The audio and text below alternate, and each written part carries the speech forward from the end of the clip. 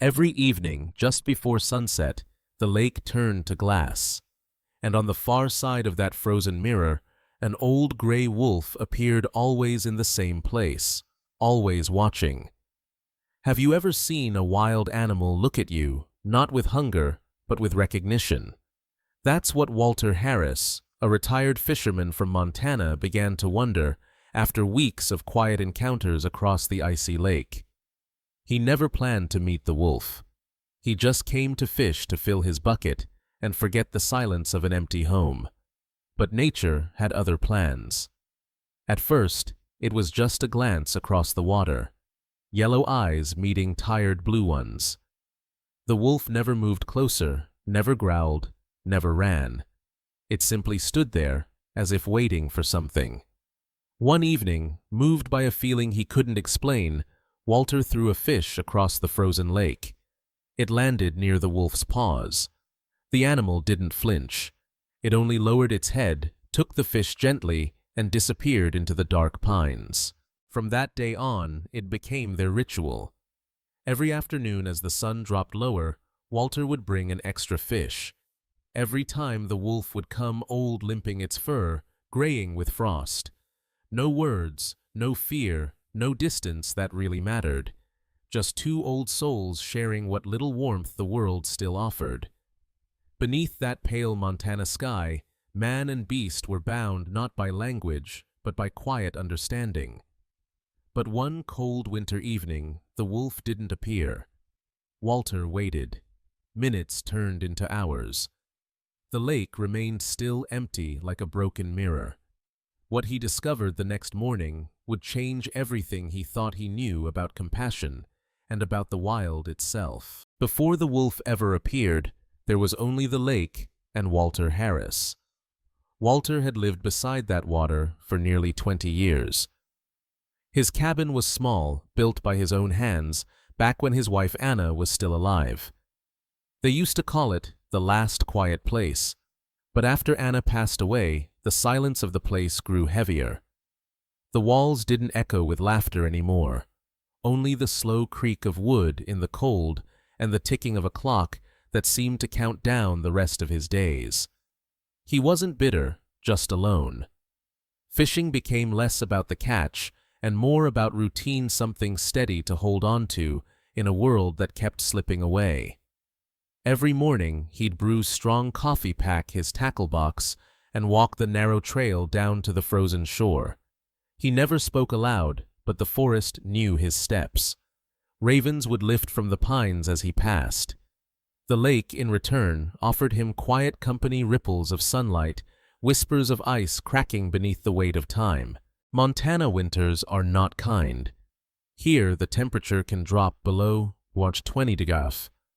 The air bites, the wind cuts, and even the sound of your breath feels frozen in midair. Yet life persists, elk herds crossing distant ridges, eagles perched above the ice, and somewhere deep in the forest, wolves moving like shadows. Walter knew the stories. The locals whispered about a small pack roaming the area, 5 or 6 gray wolves that had once migrated from Yellowstone's northern range. He'd seen their tracks once or twice after a snowfall, always together. But lately, he'd noticed something different. The prints of one lone wolf separate from the others, older, slower, with one paw that dragged slightly. He didn't think much of it at first. Wolves came and went. That's the rhythm of the wild. But the day he first saw that wolf across the lake, standing still against the storm, something inside him stirred. There was a stillness in its posture, a dignity that reminded him of himself, old, weathered, still standing. He started to wait for it without meaning to. Fishing became an excuse. He found himself checking the far bank every evening, watching for that gray figure to emerge between the trees. Sometimes the wolf arrived before sunset, sometimes after. Sometimes only its outline shimmered through the fog, faint, ghost-like, yet unmistakably real. As the days went by, Walter noticed its limp, the way it favored one leg, and how its ribs pressed sharply against its fur. He didn't feel fear anymore, only an ache. That's when he began to bring an extra fish.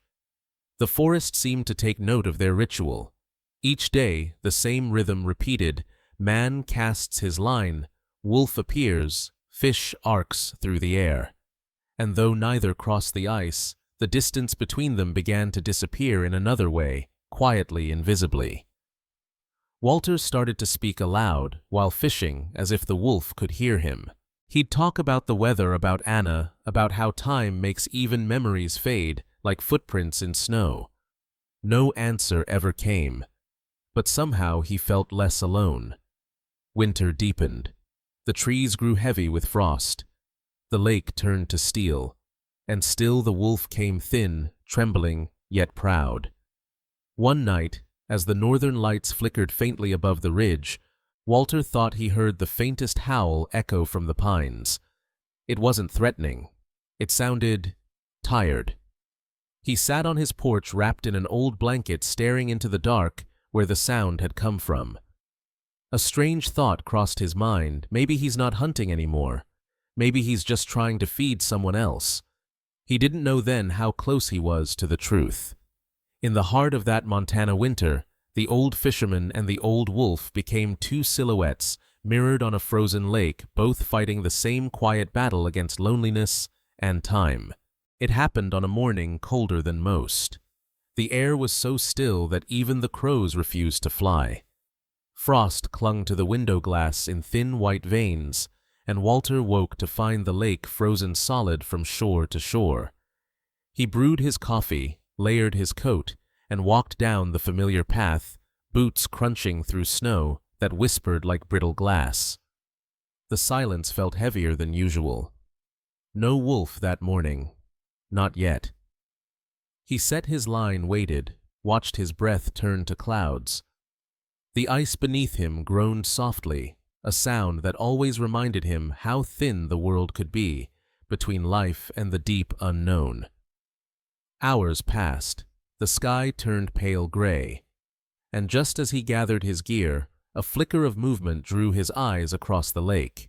There, near the tree line, the old wolf stood more fragile than ever. Its coat looked thinner, its breath labored, and one leg dragged behind it, leaving a crooked line in the snow. Something inside Walter broke. He didn't think. He simply reached into his bucket, took the fattest trout, and hurled it across the ice. The fish slid, bounced once, and came to rest just a few feet from the wolf. For a long moment, neither of them moved. Then the wolf limped closer, step by step, until its shadow stretched long across the white. It lowered its head, sniffed the fish, and instead of eating it, picked it up, turned around, and vanished back into the forest. That moment marked the beginning of something neither of them understood. The next morning, Walter brought 2 fish. The wolf came again, this time sooner, as if it had been waiting. And each day the pattern repeated. Walter arrived, cast his line, and saved the best catch for his silent visitor. Sometimes he'd wave. Sometimes he'd just nod, pretending the old creature could see him. There was no fear anymore, only quiet respect, the kind that grows between two beings who've both known loss. One evening, as snow began to fall thick and slow, Walter saw something new. The wolf didn't come alone. Behind it, faint in the twilight, smaller shapes moved, 2, maybe 3. Wolf pups. They hesitated at the forest edge, their eyes wide, their fur still downy against the wind. The old wolf turned toward them, dropped the fish he'd carried, and nudged them forward to eat. Walter froze. He understood. The old wolf wasn't feeding himself, he was feeding his young. That night, Walter sat by his cabin window long after dark. He couldn't shake the image, the way the wolf's ribs showed through his fur, the way he stood guard as the little ones ate. He remembered doing the same for Anna years ago, when she was sick, giving her the last of the food, the last warmth from the fire. And he realized that kindness, even in the wild, always costs something. The following morning, he didn't just bring extra fish, he brought every fish he caught. He spent hours in the cold, numb fingers, tying hooks, breathing mist into the wind, driven by a purpose that felt both foolish and holy. Days blurred into weeks. The lake became their meeting ground, man on one shore, wolf on the other, both aging under the same sky. Sometimes Walter would speak quietly across the frozen distance. He'd tell the wolf, "You're doing good, old boy. You're not alone out there." Of course, no answer came, but that didn't matter. There was understanding in the silence, a language older than words. Each evening, as the sun sank behind the ridge, Walter would look across the lake and see the old wolf waiting, tired, steadfast, never asking, never taking more than what was freely given. And though they never crossed paths, he felt a strange certainty deep inside, that somehow, somewhere in that frozen forest, the wolf understood gratitude the same way Walter once understood love. By mid-January, the lake had turned into a world of glass and silence. The ice stretched unbroken to the horizon, and even the trees seemed to hold their breath. Montana winters don't forgive easily, not man, not beast. Walter Harris felt it in his bones. His fingers cracked from the cold. His breath came out in clouds that froze to his beard. But still he went down to the lake each morning, bucket in hand, heart expectant. Sometimes the wolf came early, sometimes not at all. When it did appear, its fur glistened with frost ribs, pressing through a coat that once must have been thick and proud. Its steps were slower now, but its eyes still burned with that same steady fire, an echo of survival itself. Each time Walter threw the fish across the ice, the wolf took it without hesitation, vanishing into the forest's pale breath. And though the distance never closed, Walter began to feel less like a giver and more like a messenger, passing life from one shore to another. Some days, the blizzards came so strong that Walter could hardly find the trail to the lake. He'd walk against the wind, head down, snow piling on his shoulders, until he reached the frozen edge where he always stood. And somehow, through the blur of white, he'd glimpse movement, the wolf standing where it always did, waiting. It didn't make sense. Any wildlife biologist would have said wolves avoid humans. They keep miles between their territory and ours. But this wasn't about logic anymore. It was about persistence. Two survivors keeping each other alive in ways neither could explain. Walter began to notice small changes. One morning, the wolf didn't carry the fish away. It stayed watching him longer than before. Its ears flicked at the sound of Walter's voice. "Go on," he said quietly. "Take it to them." The wolf blinked, then turned limping toward the forest once more. He didn't know why, but Walter started leaving a few fish in a pile at the same spot each day. He marked it with a stick, so he'd know if anything came for them. By the next dawn, the snow around the spot was covered with tiny prints. Wolf pups, maybe 2 or 3, judging by their size. He smiled to himself. "So you've been busy, old boy," he whispered. "But nature always tests what it gives." One evening, a storm swept down from the ridge without warning, the kind that erases everything. Wind howled like 1,000 voices. Snow swallowed the lake whole, and Walter lost sight of the opposite bank. He waited by the window lantern, glowing faintly behind frosted glass. Hours passed. No shadow moved beyond the swirling white. The next morning, he fought his way to the lake. The ice was blank, the world soundless until he saw it. A trail of paw prints leading halfway across, then stopping near a dark patch where the ice had cracked. His heart froze. No. But the wolf wasn't there. Just a tuft of gray fur caught on a branch, and a single fish lying untouched on the snow. Walter knelt down, his knees sinking into the frost. The fish had frozen solid, a small offering returned. He stayed there for a long time, listening to the silence, to the wind moving through the pines, to the ache that filled the empty air. That night, he couldn't sleep. The storm had passed, but its weight remained. He wondered if the old wolf had finally succumbed not to hunger, but to the relentless mercy of winter. Still, something inside him refused to accept it. He kept fishing, kept leaving food, kept watching the tree line for movement. Days turned into a week, then 2. And just when hope began to thin, he saw it again. Through the soft veil of snowfall, the wolf emerged. Thinner than before, its limp, worse but alive.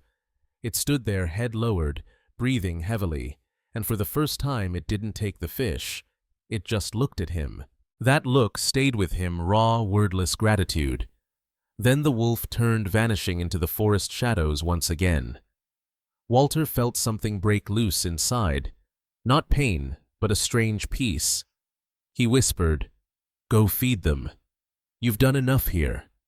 The bond between them had become something sacred, unspoken, forged through cold and hunger and patience. Each had given the other something they couldn't find elsewhere: purpose. That night, Walter carved a small wooden figure of a wolf and placed it by the window. The next morning, fresh tracks appeared near his cabin door, light circling once before fading back into the woods. He smiled. Maybe the old wolf wasn't the only one watching now. That winter bound them together like threads of frost across glass, fragile, beautiful, inevitable. And as February came with the promise of thaw and loss, Walter didn't yet know that their story was nearing its final chapter. Because when kindness meets the edge of nature, something always has to give. The storm came without warning, a white wall rolling down from the mountains, swallowing the forest whole. Walter was in his cabin, watching the lake vanish behind curtains of snow. He could hear the wind screaming through the chimney, like the cry of something alive. By nightfall, the power went out. The fire sputtered and died, leaving only darkness and the sound of branches snapping under the weight of ice. He waited. Every hour he looked out the frosted window, searching for movement, for that familiar silhouette at the far bank. But the world outside had become a blizzard of ghosts. For 2 days he stayed inside, trapped by the storm. His food ran low, his breath misted in the cold air. The cabin walls groaned as if about to collapse. Still, he thought of the wolf, the old gray shadow limping through snow, fighting the same wind. On the 3rd day, the sky cleared. The world outside was unrecognizable. Snow lay chest-deep in places, the lake hidden beneath an ocean of white. Walter wrapped himself in every layer he owned, grabbed his walking stick, and stepped outside. Each step cracked through the crust of snow. The silence was so complete, it pressed against his ears. He followed the familiar path down to the lake, or where it used to be. The ice was still there somewhere beneath, but covered now with drifts so deep he could barely tell where land ended and water began. He walked across anyway. The wind bit his face. His knees trembled. But something pulled him forward, that quiet bond forged over so many silent evenings. Halfway across, he saw it, a dark shape near the tree line. He thought for a moment it might just be a fallen log, until he saw the curve of fur dusted with frost, the shape of a muzzle pressed into snow. His chest tightened. He hurried, stumbling, falling to his knees beside the still form. It was the old wolf. Lying on its side, eyes closed, body curled as if trying to shelter something beneath it. Walter's gloved hand trembled as he brushed away the snow and froze. Underneath the wolf's chest, nestled in a hollow it had dug before dying, were bones of fish half-eaten and tiny paw prints leading away into the trees. He understood then the wolf hadn't been waiting for food. It had been waiting for trust. He sat there for a long time, snow gathering on his shoulders, his eyes on the horizon where the pups had gone. And then something strange happened. From deep within the forest came a faint sound, not loud, not fierce, but clear. A howl, high, trembling, young. Then another, and another. Walter looked up. 3 small silhouettes appeared at the edge of the trees, watching him. They didn't come close, didn't run. They just stood there the same way their father had once done, silent, still staring across the snow. He raised a hand just once and smiled. The pups tilted their heads as if recognizing the gesture. Then, one by one, they turned and disappeared into the forest. For the first time in years, Walter wept. Not from sadness, but from something deeper. A quiet awe at how the wild could mirror the human heart. He stayed until dusk, whispering words only the wind could carry. "Thank you, old boy. You did what you came to do." Then he covered the wolf with pine branches, a hunter's burial simple and true, and placed one of his carved fish beside it. As he stood to leave, the northern lights shimmered faintly above the ridge, painting the snow in green and gold. He took it as a sign that life in its own way always finds a way to pass the light forward. When Walter finally returned to his cabin, the night felt different. The silence that used to weigh on him now felt full, as if something unseen was keeping watch. He looked out over the frozen lake one last time, and though no shadow moved across the far bank, he could almost hear it, a soft echo in the wind, the voice of the wild, saying goodbye. When the storm cleared for good and spring crept slowly across Montana, the story of the old wolf didn't stay hidden for long. A wildlife officer found Walter one morning down by the lake repairing his small wooden dock. She'd seen footprints, human and wolf, during a regular patrol and came to ask questions. At first, Walter hesitated. He didn't want to explain something that words could never capture. But she was kind young, with eyes that reminded him of someone who still believed in wonder. So he told her about the wolf, the fish, the pups, about how 2 lives had crossed by chance and how somehow that had changed him. The officer listened in silence. Then she said softly, "You know it's illegal to feed wild predators, right? Even out here." Walter nodded. "I do now." He looked down at his hands, weathered and shaking. "I never meant to tame him. I just didn't want him to starve." The report made its way through the department, a harmless old man feeding a dying wolf. But social media had other plans. A local hiker who had filmed the wolf's tracks earlier that season posted Walter's story online. Within days, it spread the Fisherman and the Wolf of Mirror Lake. Thousands of comments poured in. Some called it a miracle of coexistence. Others called it interference. Biologists debated on radio shows. Activists argued in forums. Should humans ever intervene in the wild, even out of compassion? Where does kindness end and control begin? Walter didn't listen to any of it. He didn't own a phone, didn't care for noise. He just kept living the way he always had, quietly with respect. One afternoon, a team from a wildlife rescue center arrived. They'd tracked reports of wolf pups seen near the ridge, 3 healthy juveniles moving with what seemed like a new pack. The team wanted to tag and monitor them, ensure they could survive independently. They asked Walter if he'd seen anything. He just smiled faintly and said, "They're where they're supposed to be." The rescue workers left him with pamphlets and a warning next time to call professionals. But one of them, a woman with gray streaks in her hair, paused before leaving. "I read about you," she said. "What you did. It made people talk. Not about laws. About empathy." He nodded, unsure what to say. She smiled. "Sometimes that's enough." Weeks passed. The snow melted and the lake began to breathe again, dark water pushing through cracks in the ice. Walter spent most evenings sitting on his porch, carving small wooden wolves. He left them on the railing, one for each fish he'd thrown across the ice. Tourists began visiting the lake that summer. Some came hoping to see the Wolf of Mirror Lake. They never did, but they often left something behind: a coin, a feather, a note saying thank you. The Wildlife Service eventually decided not to fine Walter.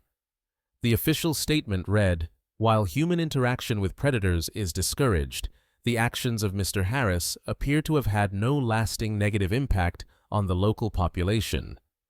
Unofficially, though, the story had already done something larger. It reminded people that compassion, when offered humbly, doesn't always weaken the wild. Sometimes it honors it. One night, months later, Walter heard a sound that froze him mid-step, a distant howl drifting across the valley. It wasn't deep like the old wolf's had been. It was higher, younger, stronger. He stepped out onto the porch. The moon hung low over the lake, the same pale silver that had once framed two lonely figures on opposite shores. The howl came again, and this time he answered not with sound but with a quiet smile and a tear that glistened like ice under moonlight. Walter's story became a gentle legend not about breaking rules, but about remembering why they exist, to keep the wild truly wild, and to remind us that even laws need a heart behind them. By early summer, the lake had changed again. The ice was gone, replaced by ripples of sunlight and the hum of insects dancing above the reeds. The world had thawed, and so had Walter. The cabin felt warmer now, filled with light that spilled through the windows. But even in that warmth, a quiet realization had begun to grow. His time there was ending. The place had given him healing. The wolf had given him meaning. And both had taught him that love in any form is not meant to be held forever. One evening, he sat by the lake again, fishing rod idle beside him. He wasn't here for fish anymore, just for the silence, for the memory of what once stood across the water. The air was soft, filled with the scent of pine and thawed earth. Somewhere in the distance, a loon called that long echoing sound that always felt half human, half ghost. Walter closed his eyes. He could almost see it, the old wolf on the opposite shore, standing tall as the sun melted behind the ridge. He could almost hear the crunch of snow, the soft breath, the unspoken promise that neither of them would forget. He had decided it was time to leave the cabin. The ranger had offered to help him move into a small town nearby, a quieter place, closer to people, closer to care. He'd resisted at first, but the truth was, simple life was asking him to pass the torch just like the old wolf had done. Before he left, he wanted to say goodbye properly. So he carved one last figure, not of the wolf, but of its pups. 3 small shapes huddled together, heads lifted as if singing to the sky. He set it on a stone near the water's edge, facing the forest. He spoke aloud, voice trembling but clear. "You taught me that love doesn't need to speak," he said. "It just needs to endure." The wind picked up, then a light breeze from the forest rippling the water's surface. It felt like a breath, like a response. For a long moment, he stood there, eyes on the horizon. The sun dipped lower, washing the world in gold. And then faintly, he heard it, distant but unmistakable. A howl. Not one of sorrow, but of life. The call of a young wolf echoing across the same lake where its father once stood. Walter smiled. He whispered, "You're home." He turned back to the cabin one last time. Inside, everything was simple. The bed neatly made, the coffee mug washed and drying, the carved wolves lined up on the windowsill like silent sentinels. He packed a few things, his coat, his tools, and Anna's photograph. Before leaving, he stopped by the window and looked out at the lake, the trees and the carving by the shore. He whispered, "Thank you for the company." Then he closed the door. As he walked up the trail, the evening light followed him, long shadows stretching ahead like paths into another life. And though he left the lake behind, he carried something with him that no one could see, a quiet understanding that everything we love eventually becomes part of the wild again. By the time Walter reached the ridge, the last light was fading. He looked back one final time and thought he saw movement near the lake's edge. a shadow small and swift, crossing the same path the old wolf once took. He smiled. Maybe some stories don't end. They just find a new voice to carry them forward. A week after Walter left the lake, spring finally bloomed across the valley. The snow melted into silver streams that trickled through the pines, carrying whispers of what the winter had buried. In town, life was easier, warmer rooms, neighbors who waved the steady rhythm of voices and footsteps. But sometimes in the quiet hours before dawn, Walter's mind drifted back to the lake. He'd close his eyes and still feel the weight of the fishing rod in his hand, hear the wind whistling between the trees, see that old gray figure across the ice. The world around him had changed, yet something inside him still belonged to that frozen silence. One evening, restless, he decided to visit the lake again just once more. The drive was long and winding, the same dirt road he had taken for 20 years. By the time he arrived, the sun had begun to fall behind the mountains. Everything looked both familiar and new. The cabin stood quiet, half swallowed by wildflowers. The dock, though weathered, still reached into the calm water. The carved wooden wolves on the porch had aged beautifully, their surfaces darkened by rain, but their shapes still proud. Walter walked slowly toward the shore.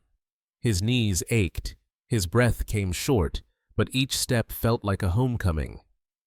There beside the lake, he saw what he had left months before, the carving of the 3 pups. Only now, it wasn't alone. Beside it, scattered in the grass, were bones of fish, clean, sun-bleached, and faint paw prints in the mud leading to and from the water. He knelt, heart trembling. A single gray hair clung to the carving's base, caught by the wind. He smiled. The forest was alive with evening sounds, crickets, wind, and somewhere far away, the distant call of a wolf. But this time, it wasn't a cry of loneliness. It was a chorus. 3 voices rising together, blending into the rhythm of the valley. Walter closed his eyes and let the sound wash over him. It wasn't memory anymore. It was presence. He whispered, "You made it." The air shifted, carrying the faintest scent of pine and wet fir, the kind of smell that clings to life in the wild. He looked up toward the ridge where the sound had come from, and for just a heartbeat, he thought he saw them, 3 silhouettes standing under the fading sun. Then they were gone. But the feeling remained, something like peace, something like grace. He understood then. The wild doesn't owe us anything. It only mirrors what we give patience for patience, trust for trust, love for love. Walter stayed until the stars appeared. He lit a small lantern by the carving, the way he used to light candles for Anna. The flame flickered in the night wind, soft and golden, mirrored in the still lake. And then, for the first time in a long time, he spoke aloud, not to anyone, but to everything. "Thank you," he said, "for reminding me that even in silence, we're never truly alone." He sat there until the moon rose big and silver, hanging low over the horizon. The night was perfectly still. Then, from somewhere deep in the forest, one final howl rose. Not young, not old, something timeless. Walter smiled through tears. He whispered, "Good night, my friend." The wind carried his words away across the lake, through the trees into the wild that had once held them both. The next morning, hikers found the little lantern still burning beside the carved wolves. No one touched it. They said the lake felt different that day, calmer, as if something unseen was watching over it. And when the wind passed through the pines, it carried a sound that could have been anything, the rustle of leaves, the whisper of water. Or maybe, just maybe, the echo of a promise between an old man and a gray wolf still kept beneath the Montana sky. In the end, the story of Walter Harris and the old wolf by the lake wasn't about man and beast. It was about recognition, that quiet moment when 2 living souls separated by language still find a way to understand each other. The wild has always mirrored the human heart. We fear it because it's unpredictable, powerful, untamed. But if you look long enough, you'll see that same wildness in yourself, the part that loves without reason, that endures without reward. Walter's act of kindness didn't change the world. It changed his world, and that was enough. When we choose compassion, we don't tame nature. We remember that we are part of it. Every gift we give, every moment of mercy, ripples outward, even when no one is watching. Maybe that's the real legacy of the old wolf. Not the howl that faded into the pines, but the quiet proof that empathy survives even in the harshest winters. If you ever stand by a lake at dusk, and the world grows still, and the trees whisper with voices you can't quite name, listen closely. You might hear it too. A reminder that kindness never dies, it simply changes form. The wind, the water, the wolves, they all carry it forward. Walter's story reminds us that sometimes the smallest gestures, a shared glance, a single act of giving, can echo longer than a lifetime. If this story moved you, share it. Support the sanctuaries that protect these animals, and subscribe to help us keep telling the stories that prove the wild still has a heart, because every howl in the dark deserves to be heard. Somewhere in the forests of Montana, under the same sky that watched over Walter and the old wolf, a new generation runs free. Their songs carry through the valley not of sorrow, but of survival, not of endings, but of echoes.